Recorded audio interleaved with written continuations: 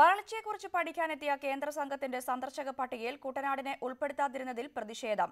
കൃഷിനാശമുണ്ടായ കുട്ടനാട്ടിലെ കർഷകർ കരിഞ്ഞുണങ്ങിയ നെൽക്കതിരുമായി കളക്ടറേറ്റ് പടിക്കൽ സമരം നടത്തി.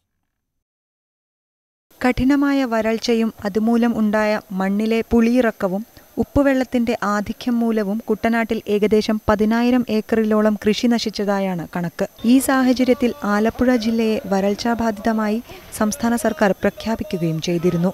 എന്നാൽ കേരളത്തിലെ വരൾച്ചയെപ്പറ്റി പഠിക്കാനെത്തിയ കേന്ദ്ര സംഘത്തിന്റെ സന്ദർശന പട്ടികയിൽ ആലപ്പുഴ ജില്ലയും പ്രത്യേകിച്ച് കുട്ടനാടും ഒഴിവാക്കപ്പെട്ടു. ഈ സാഹചര്യത്തിലാണ് കുട്ടനാട് വികസന സമിതിയുടെ നേതൃത്വത്തിൽ പ്രക്ഷോഭ പരിപാടികൾ ആവിഷ്കരിച്ചിരിക്കുന്നത്.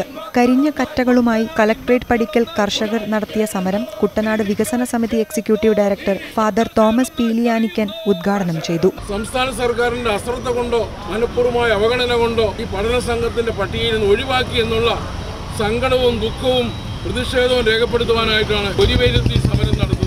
ഈ പ്രശ്നത്തിൽ സർക്കാർ അലംഭാവം തുടർന്നാൽ സെക്രട്ടേറിയറ്റ് പടിക്കൽ ഉപവാസ സമരം നടത്തുന്നതിനാണ് കർഷകരുടെയും കർഷക സംഘടനകളുടെയും തീരുമാനം.